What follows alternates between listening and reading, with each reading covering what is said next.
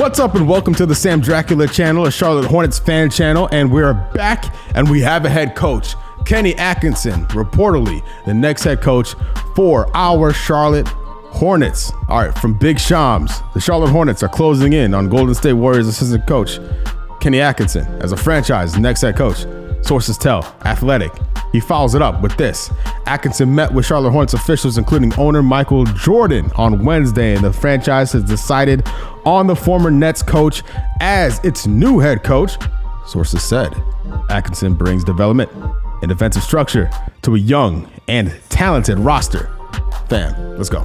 Woj also talked about this. Rod Boone talked about this. Credit to them. But man, it's been 50 days, give or take, since James Borrego was let go.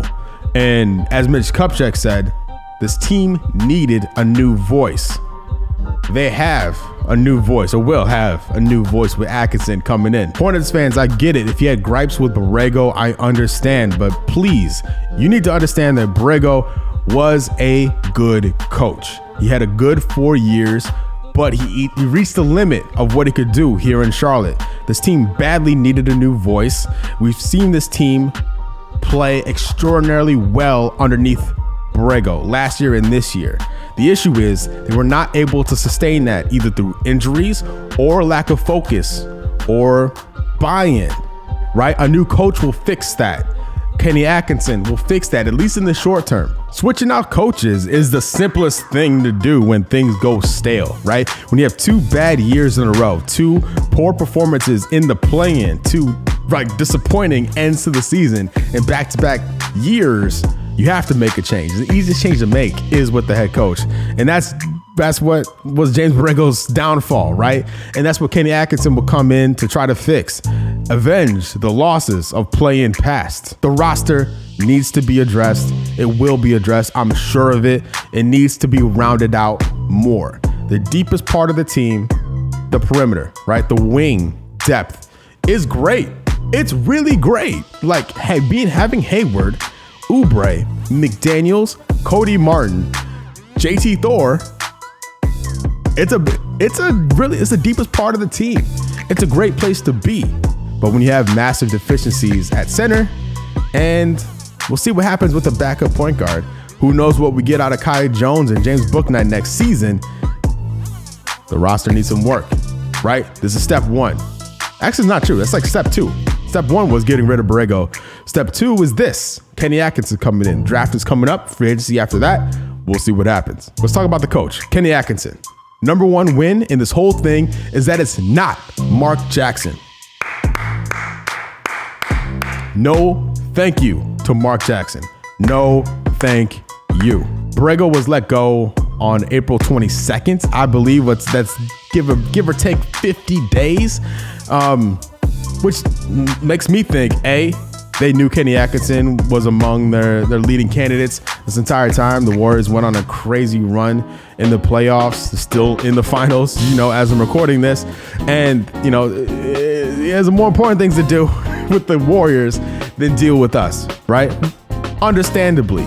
But also it says the Hornets did their due diligence throughout this entire process. They interviewed guys who have no experience, who've been longtime assistants in Darvin Ham and guys like Sean Sweeney, given the first crack at head coaching opportunities. Guys like Atkinson and Mike D'Antoni, more on him in a second. Guys who have been head coaches, who are assistants now. The Hornets seem to have a little bit of everything when it came to potential candidates for the head coaching position, which is the right thing to do. This franchise is in a delicate period, right? I think 5 years from now, we can look back to today, the 2022, and this head coach appointment, what they do this offseason, and look at it as a turning point. We've seen them pivot from Kemba Walker, right? The Terry Rozier sign and trade. They got rid of the big contracts, the veteran players. They made the shift towards the youth with Kemba's departure, right? They bought out MKG. They bought out Marvin Williams, right? They stretched Nick Batum. They went all in on this movement, right? They gave $120 million to Gordon Hayward, drafted LaMelo Ball, signed Terry Rozier.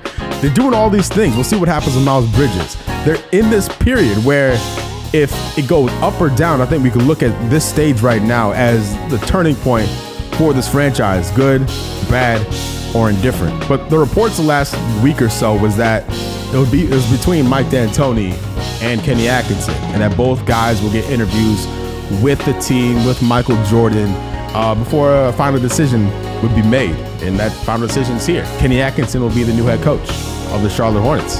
I'm here for it. I like Mike D'Antoni. The potential with him and LaMelo Ball is amazing, right? Like, do I need to explain why? My issue with D'Antoni is that he's 71 years old. This Hornets project is a long-term project. This franchise is years away from competing in the Eastern Conference, unfortunately.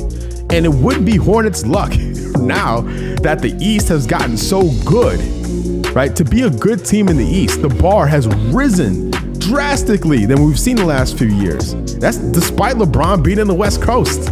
The level of competition in the Eastern Conference has jumped up a notch, unfortunately for us Hornets fans. So having Kenny Atkinson, who's 55 years old, compared to Mike D'Antoni, who's 71.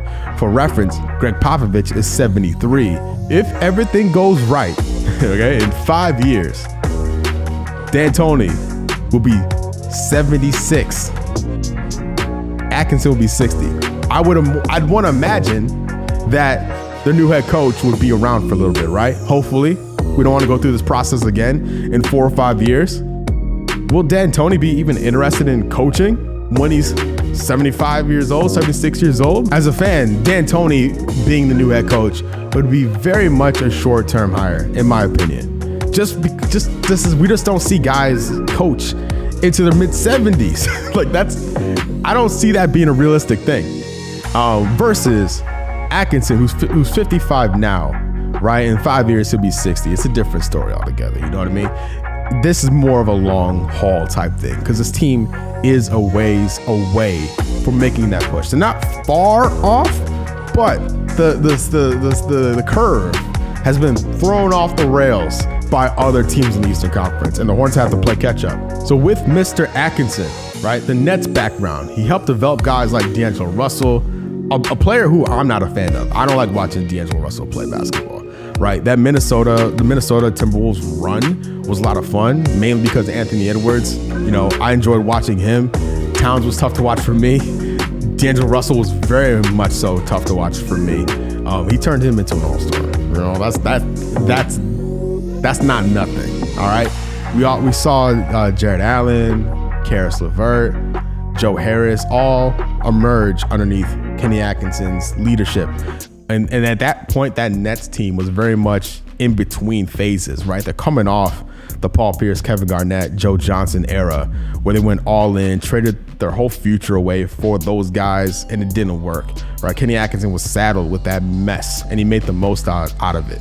And he did a good job out of it. They kind of got undercut by Kevin Durant and this new era of the Nets. And I don't fault Kevin Durant for it at all. And I don't fault KD for it. He wanted to build his own team, have his own coach with Steve Nash. That was his guy. So, hey, game's the game. Atkinson has been around relevant, current, modern basketball since he's been away from the head coaching spot, right?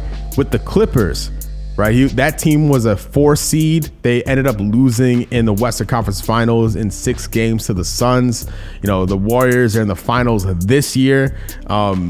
He's been in the mix. He's been around it. He knows what it takes to win in today's game, which is another reason why I wasn't a fan of Mark Jackson. He's too out of the loop. Kenny Atkinson is in the mix, has been in the mix since he's not been a head coach. He's been plugged in at the highest levels. If he could bring some of that stuff he learned from that Clippers run with Ty Lue or with this Warriors run with Steve Kerr, that's only good for us. That's really good for us. He's a fresh voice that has a proven track record of playing the kids. And he knows how to play defense. And hopefully he'll keep this team locked in and focused. It's a long season. These guys showed that they can play good defense under Borrego, but something went wrong. The energy dipped, the focus dipped, and they couldn't sustain it. I think Kenny Atkinson, his new voice in the mix will fix that. It has to fix it. It has to. With the draft coming up, I don't think this changes anything with the draft. I think the Hornets still need to draft the best center available, whether that's Duren or Williams. We'll see. I think either one of those guys will be there, probably Mark Williams, or I don't know. He's kind of rising up people's draft boards. We'll see. There's options. There's options there. If they need to trade up, they have the 13th to 15th pick and future picks to dip into if they need to. Hopefully Atkinson plays the kids. We're going to have a lot of them. It's a young team already. We're going to get younger, for better or worse. Bouknight, Kai Jones, JT Thor. We've seen glimpses of what they can do. Can they thrive under Atkinson? I think so. I think all three of those guys have futures in this league. If not with the Hornets, then with somebody else. Hopefully it's with us, but you never know. We saw nothing from Scotty Lewis and Kuboka. Probably a long shot. Maybe their time will come in a few years. It doesn't seem like that's happening this year. They're adding 2 more first-round picks with 13 and 15. We'll see what happens with that. Miles Bridges is a big question mark. He's moving mad on Instagram. We'll see. Who knows? I'm not here to talk about that. Game's the game. It is what it is with that. I think, there's heavy rumors about Portland being interested in Miles Bridges or Jeremy Grant. They're trying to shop that 7th overall pick. I don't know if the Hornets get involved with that. I don't know what to believe. We'll see what happens with that. I think you have to bring Bridges back. I sincerely doubt he leaves Charlotte, but we'll see. We'll see, and the end goal, honestly, from this point forward, is to avoid the playing game. And if we can't, make sure we don't get embarrassed. Because I want to reiterate this too. I never mind losing. Losing happens. You learn from losses. Getting embarrassed twice in a row sucks. There's nothing to learn from that. There's no ounce of goodness. There's no takeaways from getting embarrassed in 2 playing games in back-to-back seasons. That's outrageous, man. And it's something where you look at that, you're like, all right, blow the whole thing up, tear it up from scratch. But then you got to reel it in, well, this and this and happened, this and this happened. Kind of walking around. It's like, all right, well, maybe it's not so bad after all. But no, man, this team needs to take the next step forward. I think Kenny Atkinson, it will be a big part of that. He's not going to be the whole part of that, right? Like I mentioned, draft, free agency needs to be handled correctly to round out this roster. We need a backup point guard. We need a new center. We need to figure out the Bridges situation. After that, I feel good about the wing depth. Terry Rozier, his backup. Maybe it's Bouknight. Maybe it's somebody else. I don't know. Those are the question marks I have in this head. But what do you think? What's on your mind? How do you feel about the Kenny Atkinson acquisition, reportedly? How do you feel about the draft? How do you feel about free agency? Let me know in the comments below. My Twitter, Sam Dracula, Instagram, Samuel Dracula. Let me know over there if you want to join the Discord. Link in the description. But yeah, listen, we have a new coach, reportedly. I can't wait to hear his press conference after the finals are over with. But listen, I've been Sam. You've been great. I appreciate every single one of you. Everyone who's reached out, given my family situation, I appreciate y'all. Your kind words mean the world to me. Your support means the world to me. Thank you so much during this. It means a lot during this tough time. And to be home, to be back in Charlotte, talking Hornets basketball feels good.